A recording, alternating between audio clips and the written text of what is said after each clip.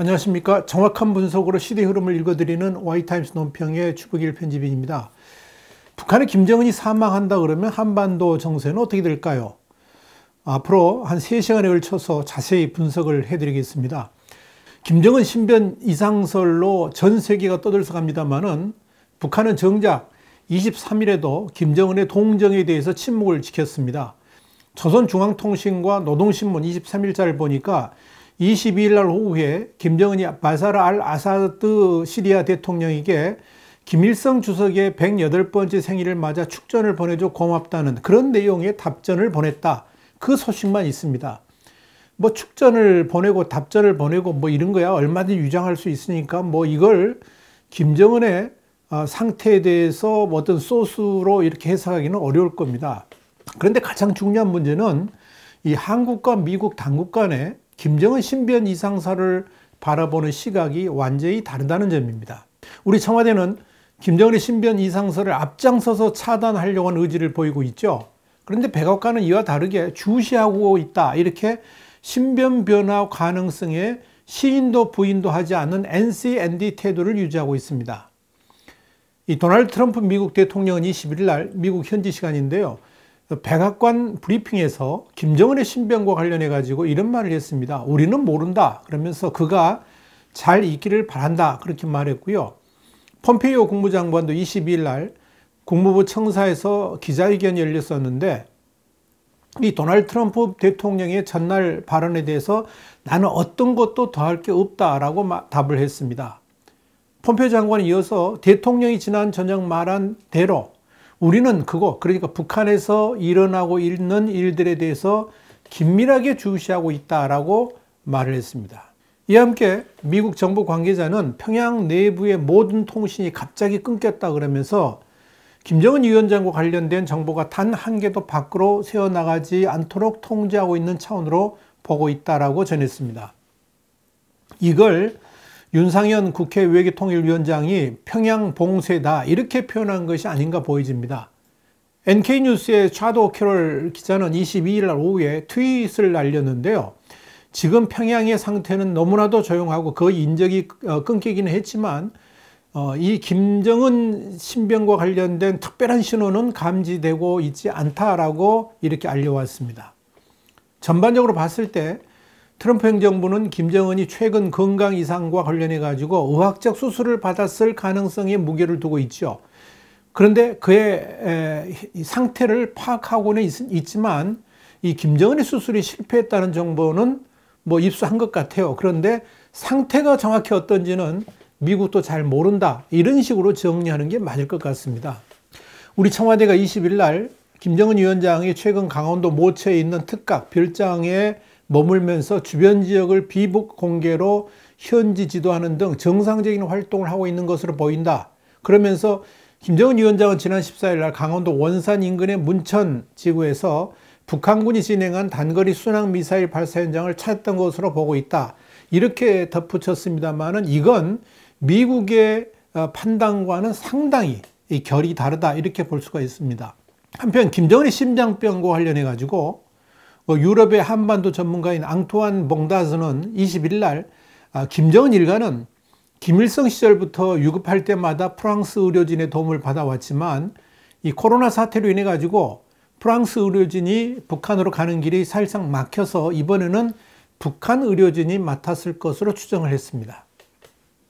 그는 지난 10일 김정은 심장 수술을 받았다는 보도가 맞는다고 가정한다 그러면 김일성의 생일을 불과 사흘 앞두고도 수술을 받아야 할 만큼 긴급한 상황을 맞이한 것으로 봐야 되지 않겠나 이렇게 분석을 했습니다. 김정은이 사실 실제 사망을 했다 할지라도 이 사망 사실을 공개하기까지는 상당한 시간이 소요될 겁니다. 특히 김여정 체제로 넘어간다 그러면 정권의 안보를 위해서 북한 핵심 본부의 충성이 보장될 수 있을 때까지는 공개하기 어려울 겁니다. 아직 평양 시내가 평온하다는 점은 셋 중에 하나입니다.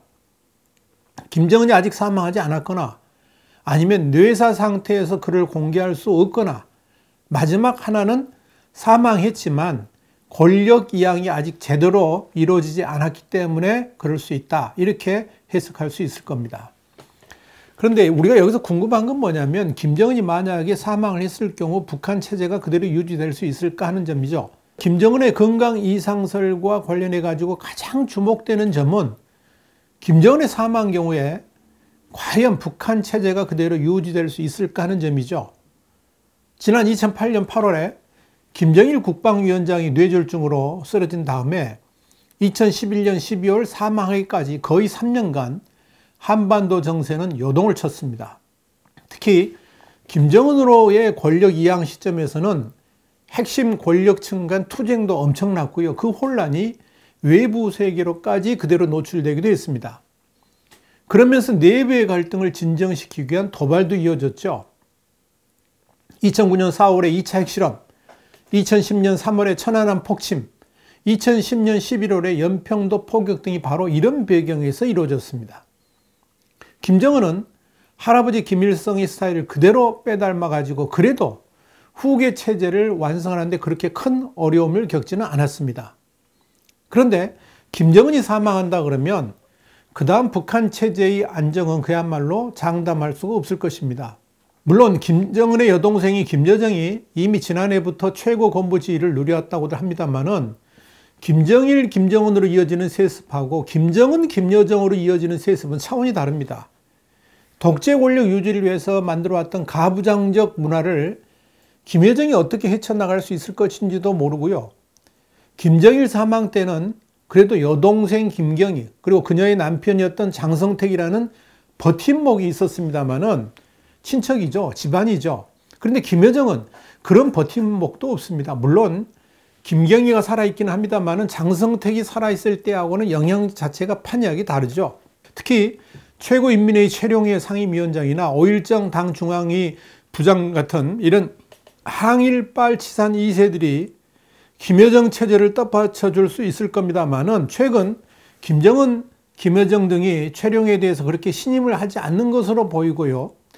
또 그 역시 또 과연 김여정 체제의 안착에 이 도움이 될지 정말 모르겠습니다. 아니면 오히려 최룡해 때문에 혼란의 불씨가 될지도 두고 봐야 됩니다. 지난 11일 김정은 주재로 노동당 정치국 회의가 있었죠. 여기서 보여준 최룡해와 박봉주의 모습은 지금 북한 체제가 얼마나 경직되어 있는가를 단적으로 보여줬습니다. 김정은 위원장이 회의 도중에 오른쪽 옆에 앉아있던 최룡해를 바라보니까 최룡해가 자동 반사적으로 일어섰습니다. 그 이후에 김정은이 왼쪽에 앉아있던 박봉주를 바라보면서 무엇인가를 얘기하니까 박봉주도 자동적으로 자리에서 일어섰습니다. 최룡해는 1950년생입니다. 올해 70살이고요. 서일로 따지자면 2인자죠. 박봉주는 1939년생입니다. 올해 81살이고요. 서일상으로는 3입니다. 그런데 불과 36살의 김정은 앞에서 저렇게 긴장되어 있는 겁니다.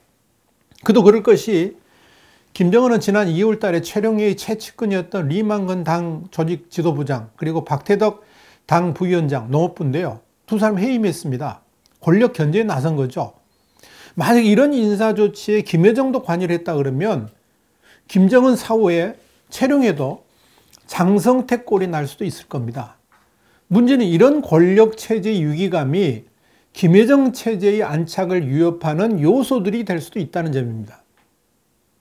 결국 김정은 사후 김여정 체제가 김정은의 권력 이양 때 같이 순조롭게 이루어질 것으로 보이지 않는다는 이야기죠. 특히 김여정이 여자라는 점이 그야말로 엄청난 약점이 될 수 있습니다. 아무리 수령을 신격화하는 북한 사회를 할지라도 김여정을 차기 지도자로 북한 사회가 과연 인정할 수 있겠냐 하는 점에서 많은 의문이 생길 수밖에 없습니다. 그렇다면 이미 권력에서 밀려난 김정철 이런 집안 식구들이죠. 이렇게 협력하고 최룡해, 박봉주 등과 같이 집단 지도 체제로 갈 수도 있을 것이라는 전망도 나옵니다만은 이 또한 쉽지가 않을 겁니다. 그렇게 되면 권력을 분점해야 된다는 문제가 생기기 때문에 그렇습니다. 권력의 속성이 그렇지 않지 않습니까? 결국 어떤 방식으로 지도체제가 가더라도 북한 내부에서는 대혼란이 일어날 수밖에 없습니다.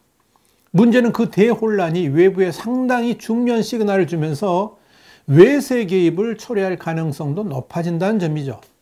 지금 여러 분석으로는 김정은 사후 김여정 체제로 간다 그러면 북한 내부의 혼란은 불보듯 뻔합니다.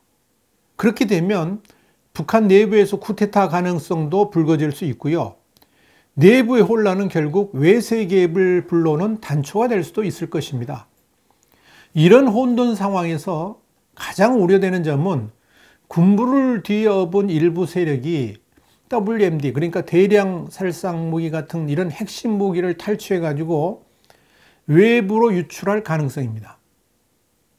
또한 대규모의 인도적 위기 사태까지 발생한다 그러면 국제적으로나 주변국은 여러 형태의 대북 군사 개입을 검토하게 될 것이고요. 결국 북한은 국가 붕괴로 나아갈 가능성이 높아집니다. 만약 북한이 이렇게 내분 상태로 치닫게 된다 그러면 곧바로 정부 기능이 상실될 것이고요. 이 북한 내부의 당파들은 당연히 북한 지역 전역을 장악하기 위해서 목숨을 건 투쟁을 할 것입니다만은 문제는 어느 당파든 그들이 통제하는 구역 내에서 식량 같은 이런 권력을 유지하는 필수 자원을 거의 보유하지 못할 겁니다.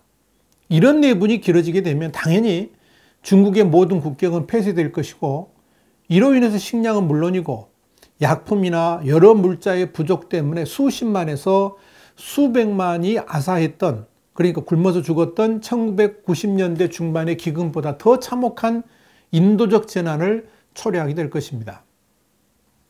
이로 인해서 엄청난 난민들이 목숨을 걸고 중국으로, 남쪽으로, 일부는 러시아와의 국경선을 넘어서게 될 겁니다.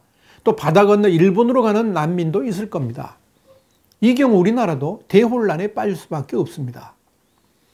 비무장지대를 지뢰나 북한군의 공격에 따르는 부상을 무릅쓰고 통과하는 피난민 홍수를 어떻게 대처할 것인가에 대해서 심각한 고민을 해야만 되는 겁니다.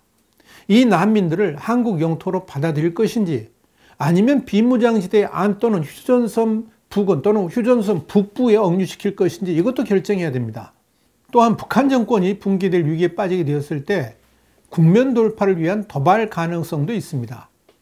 작전계획 5015에서 참수작전을 계획하고 있는 것도 바로 이런 문제 때문이죠. 그러니까 북한 정권이 위기 상황에서 한국을 침공하려 한다거나 대량 살상 무기 사용 조짐이 보이면 먼저 북한 지도부를 제거함으로써 전쟁의 위협으로부터 벗어날 수 있게 한다는 의미가 작전계획 5015에 담겨 있는 겁니다.